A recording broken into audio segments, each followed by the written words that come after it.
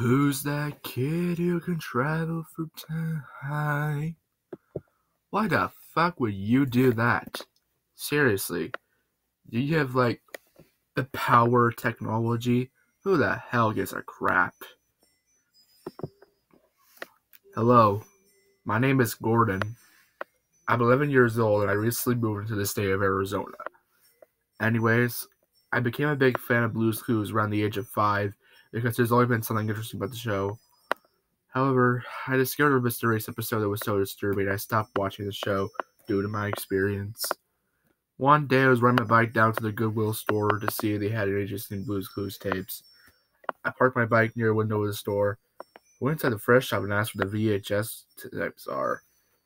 I walked to the section where the videos were. I saw a whole variety of movies produced by Disney, Fox, Universal, Warner Brothers.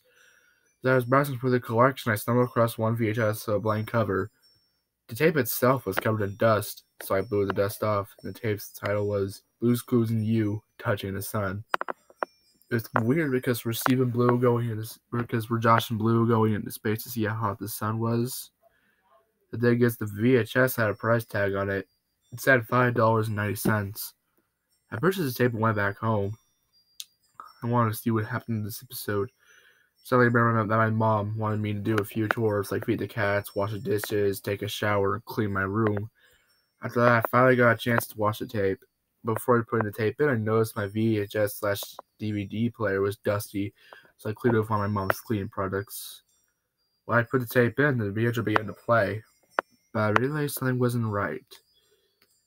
When the intro started, it just stayed on the Blue's Clues house while it played the theme song in an eerie organ tune. Plus, the scenery was different. The sky was gray, like there was a tornado coming. Trees appeared bared and lifeless, as it had just been winter. The color of Josh's house was red instead of yellow. Front door was colored orange instead of purple. Also, the roof was tinted black instead of red. Josh looked rather depressed. He didn't say anything. He just zoomed in on the door. I wonder why he looked depressed. It started zooming in on Josh's front door. I was confused how the intro started. Steve Goes to College is the finale episode include the old intro, but this was much more different and something I couldn't just recall. Maybe it was just my imagination or something. But I decided to continue watching the episode.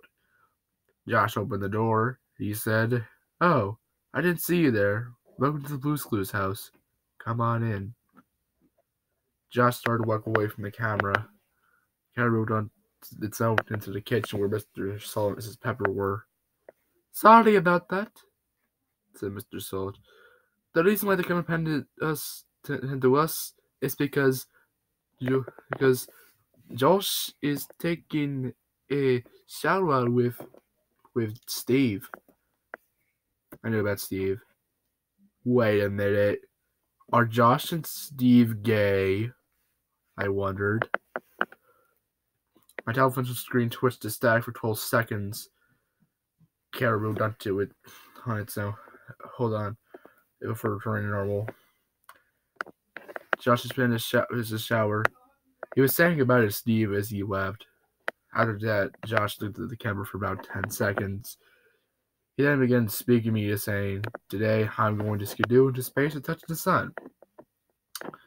Okay, I said to myself. So, it was Josh himself going to the sun.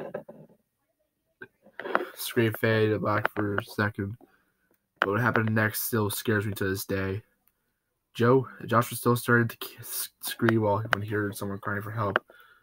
Josh looked around in confusion before stating, "Someone's in trouble." Similar to how sporting it says in Town, he ran into the bathroom and saw a turkey and he was drowning in his tub. This scene kind of reminded me of an episode of Supernatural where a woman is being pulled underwater by a ghost. Joe grabbed one of his handy contraptions to rescue Dickie out from the bathtub. Or Josh grabbed one of his handy contraptions. "Are you okay?" asked Josh. "I think so," replied Dickie. He told Dickie to drive off and give her a cup of grape juice. Later, Josh went over to Blue and asked, "Hey Blue, what do you think we should do when we touch the sun?" Blue always placed a clue on the screen. Instead, she shook her head, saying no, Joe was confused. Blue ran off as the mail. Josh was confused. Blue ran off as the mail time theme started playing. Instead of the usual mail time song, the Joe sung the song like this. Touch the sun, touch the sun. Why don't we just touch the sun? We are going to the friggin' sun. That was strange, said to myself. Josh sat down on the figgy chair. His mailbox arrived to remind him about his letters. Josh flipped through the letters as if he was holding a deck of cards. Interesting, he said. Let's see what our friends are up to. Josh's expression kind of creeped me out because he simply stared at the screen for 40 whole minutes. Joe finally opened the envelope. Inside the envelope were 3 kids. One was a girl who was 10 years old. Second and third child were 2 boys aged around 5 or 6 years. They waved hello and told them that they were heading out to the observatory to learn about the sun. It really wasn't that interesting. Pretty boring. As it was all just science facts, despite this, I still found it pretty enjoyable. For a second, I thought I heard a faint scream in the background. The next scene showed Josh and Blue hanging to a picture of the sun on it.